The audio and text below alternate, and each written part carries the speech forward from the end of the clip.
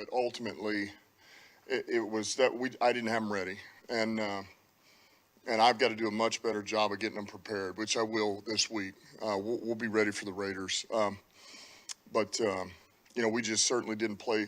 They did everything right over there, and we did everything wrong. The other thing I would say is, as good as they played on that side, which they earned that win, man, we certainly helped them and served it up on a platter.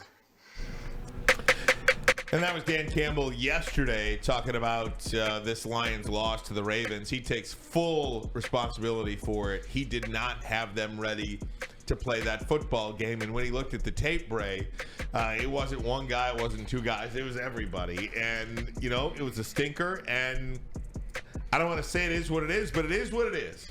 And we move forward from here. Yeah, we do. Dan Campbell looked at that film, and once you see everybody kind of being off on the court, whether it was Amon-Ra St. Brown getting flipped by the DB or dropping the pass or a fumble dropping another one, and you're talking about a guy that has more short hands in the NFL currently as it's constructed. You see Lamar Jackson go down there, they can't stop him, then you come back, like we said, 3 and out. You just know it's going to be one of those days. Dan Campbell's the film, and when everybody's off, it is on the coach. It is on the coach. When everybody is off, it's on the coach to look back at what part of the week didn't we prepare right? What part of the week did we lax a little bit? What part of the week did we say, you know what, we're 5-1, people are giving us our flowers now. Let's start to take a little of those flowers. What part of the week? And he knows that's on him. And now, sometimes you got to have that, like we said, sometimes you got to have that butt whooping. It's good when it happens earlier. It can refocus you, repurpose you. And I guarantee you, when they come out against the Raiders, you'll see a reinvigorated team. Funny you mentioned that, Braylon Edwards, because Dan Campbell talked exactly about the week of practice that he had and they had last week. Here's what he said about that and getting the team ready this week. We have to. To me, I just go back to that. Look, losing's bad enough, but you better not waste it. All right, it's here, and there's a ton to learn from. And I just go back to, I just know the frustration and anger that I have, that motivates me. And I'm pretty sure it does with our players. So we will be ready for this game. We will be ready. We will physically, emotionally, we will be ready for this game. You seem so resolute about. I mean, he was on it, Bray, and he talked about, and we'll hear from him once more, he talked about the week of practice that they had, too. Usually when you see a game like that, Ryan, it's very telling. You know that week of practice guys are probably a little lackadaisical. And remember we talked about this on Monday.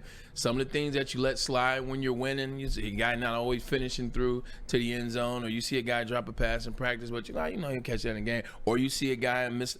When you start letting that stuff slide is when you start to get 3-1, 4-1, 5-1. We beat the Chiefs. Everybody around the country is saying that this is who we are. Your stuff doesn't stink. Well, when you got some of your best players out and when you don't prepare like you were preparing for those teams to go 5-1, you start to see things like this, and you got to refocus. I remember Jim Harbaugh. This is the year 2011. We lost to the Giants in the NFC Championship game. The game before the NFC Championship game. The divisional round. Excuse me. But the game was over. We had the ball. Kyle Williams fumbled. They pick up the ball. They score a couple seconds after they go to the rest is history. But anyway, that season we played the Dallas Cowboys, and this is when Tony Romo, this Austin Miles, this is when they were still really, really good. They came up there to San Fran, and they beat us. And Jim Harbaugh, who we've been talking a lot about, he's not one for lax practice. He's not one for just letting things relax. He's not one for chilling.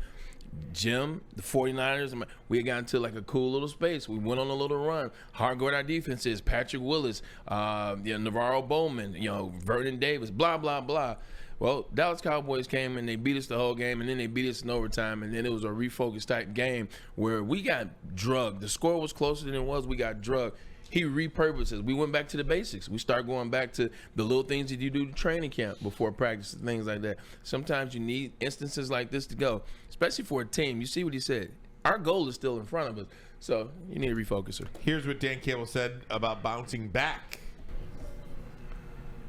I don't know if I'm going to answer this. What's disappointing is losing itself really stings. But the fact we were never even in that game, that's what really burns. That's the burn of it. That's the burn of it. And so that more than anything, you just want to know you're in the fight. And when you weren't, then it's like, man, that's a real bitter pill.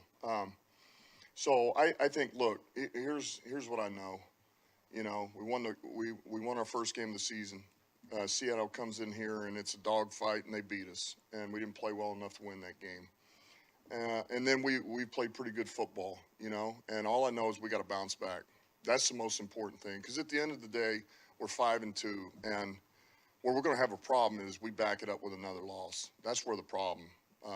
To me, there's a ton to learn off this tape for myself, for the coaches, and for these players. And but we got to own it, you know. I mean, we got to own it. We got to look at it and say, man, there can't be excuses. You can't fight us on it. It is what it is. The tape doesn't lie, and we will all have a hand in it.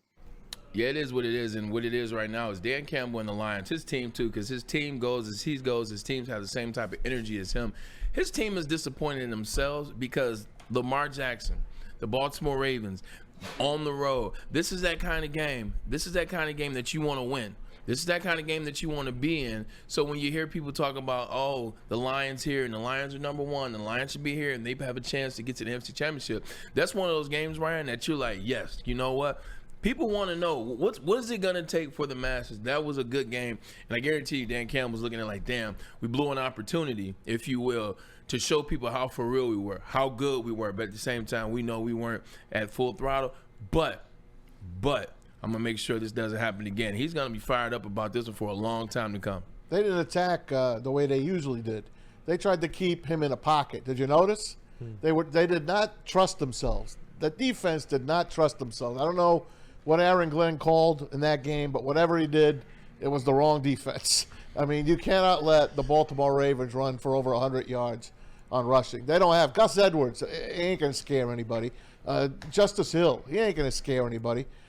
Just Lamar Jackson, he had his best day of the season, over 300 yards, and and a bunch on the ground as well.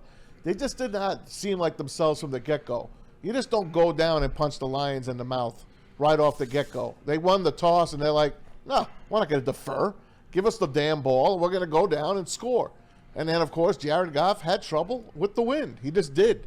He threw flutter balls on Sunday. They just played. They were out of sync. And hopefully they'll get it right. They're playing the weaker part of their schedule.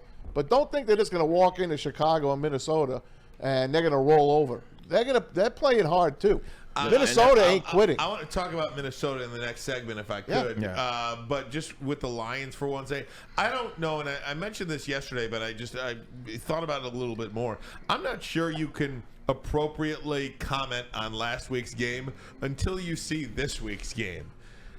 Just to see that it was an aberration and not the rule. But they're playing a bad team. I don't care. That's what they got to do. Right. I mean, how many bad San Francisco played a bad team last night, too? No, they didn't. They played a decent team. There you go. I know you love the Vikings. I'm just telling you, every game they play is a one-score game. Don't compare them to the Raiders. Listen, at some point, I'm going to jump in the middle of you two.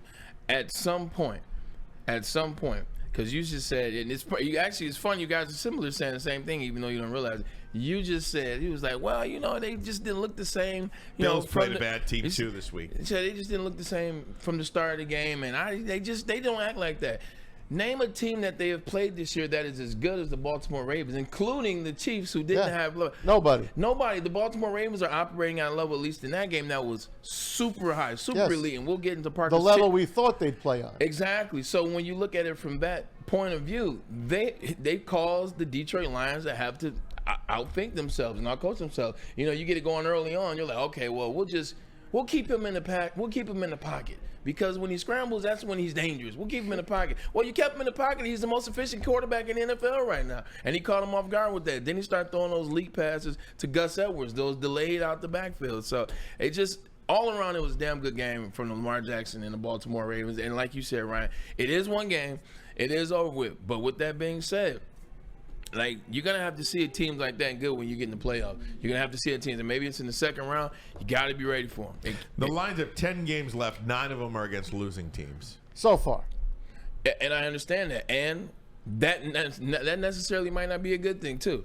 Because you look at the last 4 games that they've played before that Ravens game, they played a bunch of teams that we didn't think were really that good after the game. Then you played the Ravens and you got cracked. So if we go on this run and we play the Raiders who stink, and the Chargers whose offense is good but their defense stink, and the rest of the schedule, you start thinking like that. What happens when we get playing against the Eagles or you play against the 49ers? So I think we're better than right now. But you get what I'm saying? Like, you can't approach it. You got to prepare for the other teams as well. You better beat their ass, so. All right.